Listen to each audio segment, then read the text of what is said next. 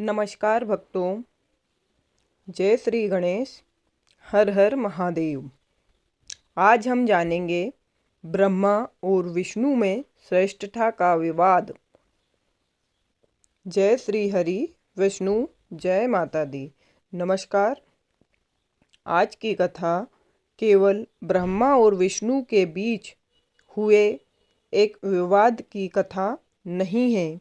यह कथा हमें बताती है कि अहंकार कितना बड़ा क्यों ना हो, सत्य के सामने उसे झुकना ही पड़ता है। आज हम जानेंगे ब्रह्मा और विष्णु में श्रेष्ठ कौन थे, दोनों के बीच विवाद क्यों हुआ, वह अनंत अग्नि स्तंभ कहाँ से प्रकट हुआ, विष्णु ने वराह रूप क्यों धारण किया, ब्रह्मा हंस बनकर कहाँ गए, केतकी पुष्प की कथा क्या है, और सबसे महत्वपूर्ण, उस अनंत ज्योतिर्लिंग के रूप में कौन प्रकट हुआ।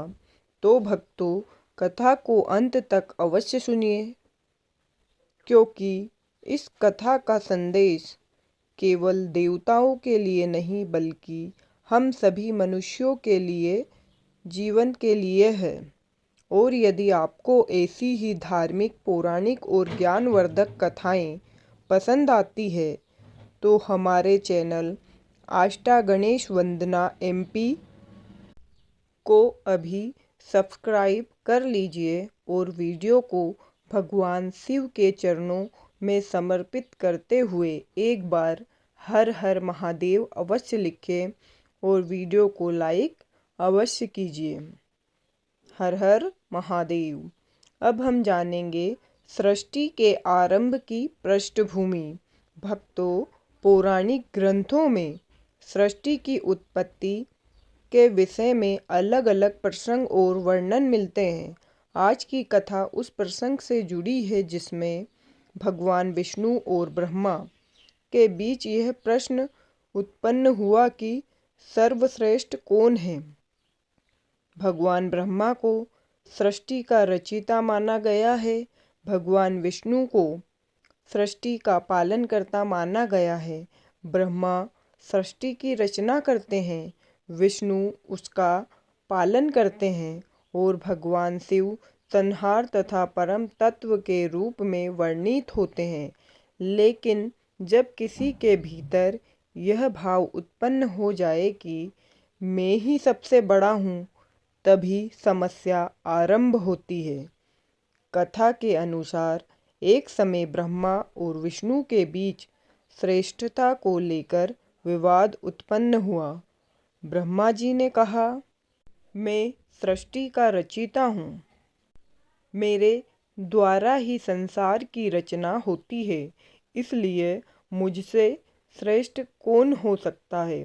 भगवान विष्णु ने कहा, हे ब्रह्मदेव, सृष्टि की रचना करना महत्वपूर्ण है, लेकिन उसका पालन कौन करता है, प्राणियों का संरक्षण कौन करता है। इसलिए श्रेष्ठता का दावा केवल रचना के आधार पर नहीं किया जा सकता। दोनों अपने अपने तर्क देने लगे, विवाद बढ़ता गया और फिर अचानक कुछ ऐसा हुआ जिसकी कल्पना किसी ने नहीं की थी। अब हम जानेंगे अनंत अग्नि स्तंभ का प्रकट होना। अचानक उनके सामने एक विशाल ज्योतिर्मय अग्नि स्तंभ प्रकट हुआ। वह स्तंभ इतना विराट था कि उसकी सीमा दिखाई नहीं देती थी, ना उसका आदि दिखाई दे रहा था, ना अंत। चारों ओर प्रकाश ही प्रकाश था। ब्रह्मा और विष्णु दोनों उस अद्भुत ज्योति को देखकर आश्चर्यचकित हो गए। उन्होंने सोचा, यह क्या है। यह अग्नि स्तंभ ऊपर की ओर अनंत आकाश में चला गया था, नीचे उसकी कोई सीमा दिखाई नहीं देती थी। दोनों के सामने अब एक नई चुनौती थी, जो इसके आदि या अंत को खोज लेगा वही श्रेष्ठ माना जाएगा। भक्तों, जरा कल्पना कीजिए, एक ऐसी ज्योति जिसका कोई प्रारंभ दिखाई नहीं देता, जिसका कोई अंत दिखाई नहीं देता, जिसे ना आंखें पूरी तरह देख सकती है और ना बुद्धि उसकी सीमा समझ सकती है। यदि यही उस परम तत्व की ओर संकेत है जिसे सीमाओं से परे माना जाता है। अब हम जानेंगे विष्णु का वराह रूप। भगवान विष्णु ने कहा, मैं इस ज्योति के अंत को खोजने के लिए नीचे जाता हूँ। और भगवान विष्णु ने वराह रूप धारण किया। वे उस अग्नि स्तंभ के नीचे की ओर जाने लगे। जितना नीचे जाते उतना ही आगे मार्ग दिखाई देता। समय बीतता गया, दिशाएं बदलती रही, लेकिन उस ज्योति का अंत नहीं मिला। भगवान विष्णु ने बहुत दूर तक खोज की, लेकिन अंत दिखाई नहीं दिया। आखिरकार भगवान विष्णु ने स्वीकार किया, मैं इसका अंत नहीं खोज सका। यह स्वीकार करना बहुत बड़ा था, क्योंकि महानता केवल जीतने में नहीं होती, कभी कभी अपनी सीमा स्वीकार कर लेना भी महानता है। अब हम जानेंगे ब्रह्मा का हंस रूप। उधर ब्रह्मा जी ने कहा, मैं इस ज्योति का आदि खोजूंगा। उन्होंने हंस रूप धारण किया और ऊपर की ओर उड़ने लगे। वह ऊपर जाते गए और ऊपर, लेकिन उस अग्नि स्तंभ का आदि भी दिखाई नहीं दिया। ब्रह्मा जी बहुत दूर तक चले गए, लेकिन उन्हें भी सफलता नहीं मिली। अब उनके सामने दो रास्ते थे। पहला रास्ता था सत्य स्वीकार करना, दूसरा रास्ता था अपनी श्रेष्ठता सिद्ध करने के लिए असत्य का सहारा लेना। यहीं से कथा एक महत्वपूर्ण मोड़ लेती है। अब हम जानेंगे केतकी पुष्प का प्रसंग। कथा के अनुसार ब्रह्मा जी को ऊपर जाते हुए केतकी पुष्प दिखाई दिया। ब्रह्मा जी ने उससे पूछा, तुम कहाँ से आ रहे हो? केतकी पुष्प ने बताया कि वह उस अनंत ज्योति के ऊपरी भाग से नीचे की ओर आ रहा है। तब ब्रह्मा जी के मन में विचार आया, यदि यह पुष्प मेरे साथ यह प्रमाण दे दे कि मैं ज्योति के शीर्ष तक पहुंच गया था, तो मैं विष्णु से श्रेष्ठ सिद्ध हो जाऊंगा। ब्रह्मा जी ने केतकी पुष्प को साक्षी बनने के लिए कहा। कथा के अनुसार केतकी पुष्प ने उनकी बात मान ली और अब ब्रह्मा जी विष्णु के पास लौटे। उन्होंने कहा, मैं इस ज्योति के शीर्ष तक पहुंच गया था और केतकी पुष्प को प्रमाण के रूप में प्रस्तुत किया। भगवान विष्णु ने ब्रह्मा जी की बात सुनकर उन्हें प्रणाम किया, लेकिन तभी उस अनंत ज्योति से एक दिव्य स्वर गूंजा। अब हम जानते हैं भगवान शिव का प्रकट होना। अचानक उस अग्नि स्तंभ के मध्य से एक दिव्य स्वरूप प्रकट हुआ। वह कोई साधारण प्रकाश नहीं था, वह स्वयं भगवान शिव का परम ज्योतिर्मय स्वरूप था। कथा में भगवान शिव के इस अनंत स्वरूप को लिंगोद्भव के रूप में वर्णित किया जाता है। भगवान शिव ने ब्रह्मा और विष्णु को समझाया कि परम सत्य को अहंकार के माध्यम से नहीं जाना जा सकता। जो अनंत है, उसकी सीमा कोई कैसे निर्धारित कर सकता है? विष्णु ने अपनी असमर्थता स्वीकार कर ली थी। उन्होंने सत्य कहा था, इसलिए उनकी विनम्रता की प्रशंसा हुई। ब्रह्मा जी द्वारा असत्य कहे जाने के प्रसंग में उन्हें दंड का सामना करना पड़ा। इस कथा का सबसे बड़ा संदेश यही है, ज्ञान होने और स्वयं को सबसे बड़ा समझने में बहुत अंतर है। भगवान विष्णु ने कहा, मैं नहीं खोज सका। यह वाक्य उनकी हार नहीं था, यह उनकी विनम्रता थी। और यही कारण है कि भगवान विष्णु को सत्य स्वीकार करने वाला माना गया। दूसरी ओर ब्रह्मा जी ने अपनी श्रेष्ठता सिद्ध करने के लिए असत्य का सहारा लिया।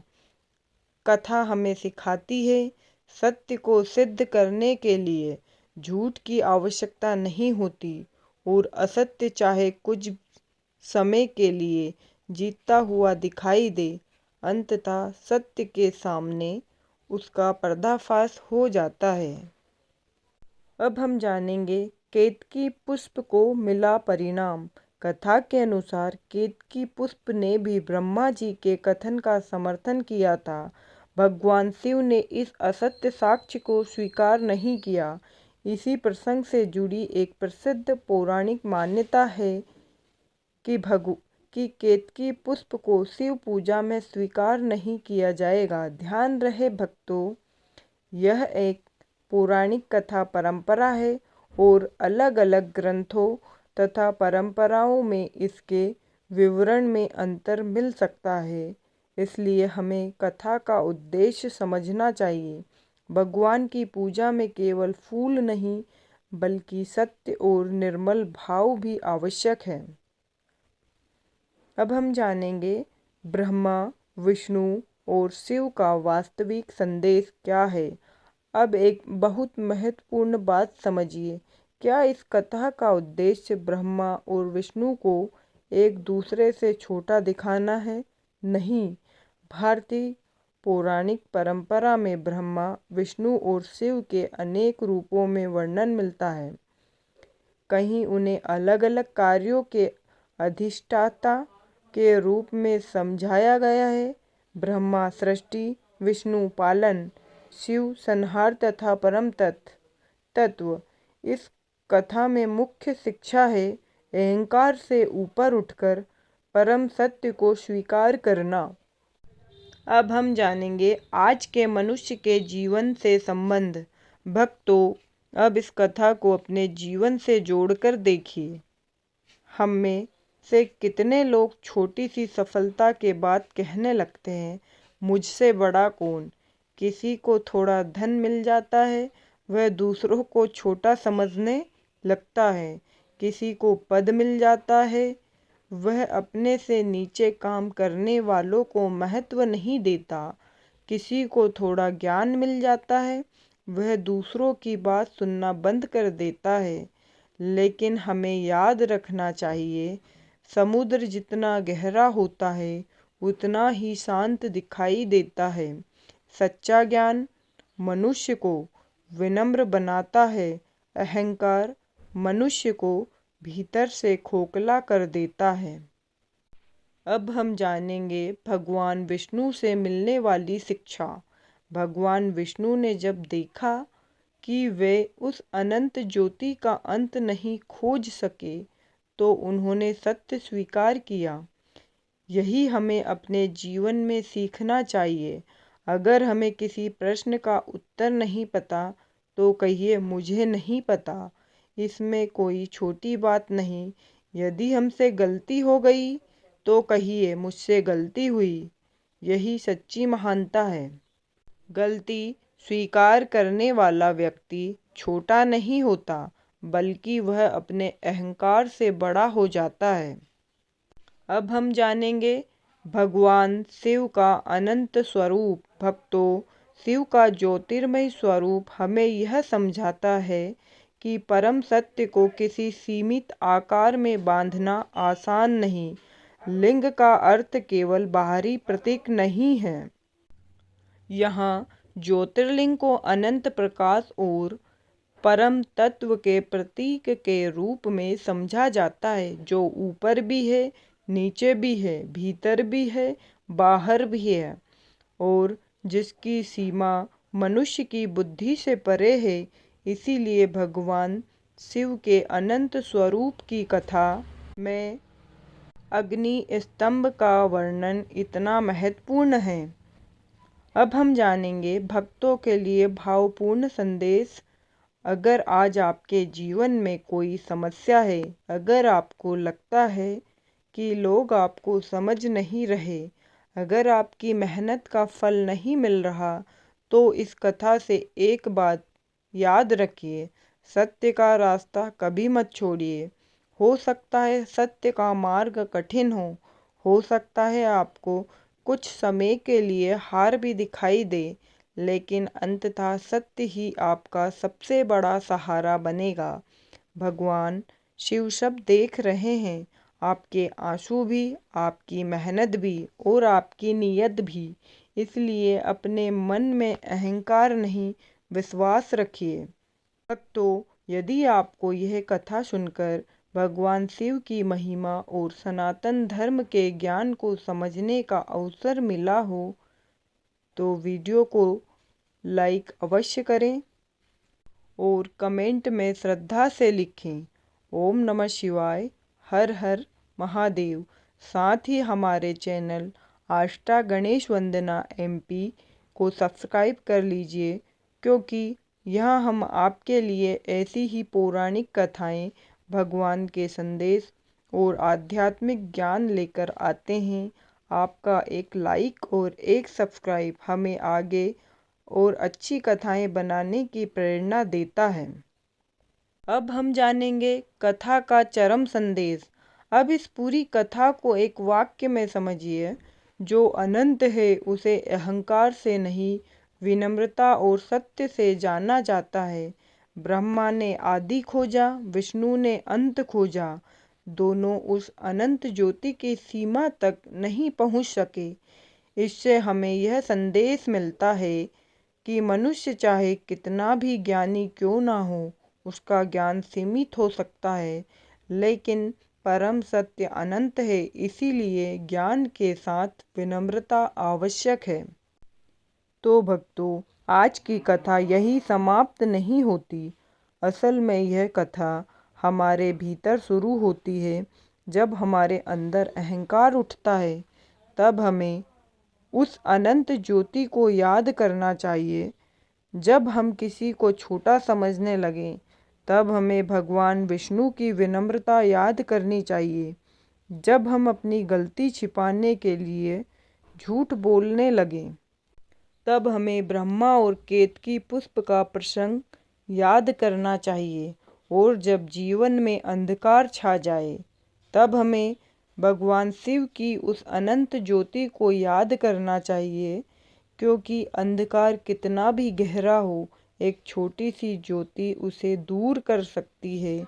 और जब वह ज्योति स्वयं परमात्मा की हो, तो फिर अंधकार का अस्तित्व ही कहाँ रह जाता है। इसीलिए भक्तों, अहंकार छोड़िए, सत्य अपनाइए, दूसरों का सम्मान कीजिए, भगवान पर विश्वास रखिए और अपने कर्म करते रहिए। क्योंकि जिस मन में अहंकार नहीं होता, उसी मन में भगवान के लिए स्थान बनता है। आइए अंत में सभी मिलकर श्रद्धा से बोलें हर हर महादेव, ओम नमः शिवाय, श्री शिवाय नमस्तुभ्यम, जय श्री हरि विष्णु। और कमेंट में एक बार लिखिए ओम नमः शिवाय, हर हर महादेव। अगर आप चाहते हैं कि ऐसी ही पौराणिक और आध्यात्मिक कथाएं लगातार आपके लिए आती रहे, तो आष्टा गणेश वंदना MP चैनल को सब्सक्राइब करें और इस वीडियो को अपने परिवार तथा भगवान में आस्था रखने वाले लोगों तक जरूर पहुंचाएं।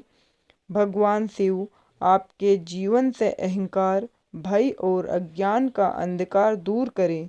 आपके जीवन में सत्य, शांति, भक्ति और ज्ञान की ज्योति जलाएं। हर हर महादेव। जय श्री कृष्ण। ओम नमः शिवाय। श्री शिवाय नमस्तुभ्यम।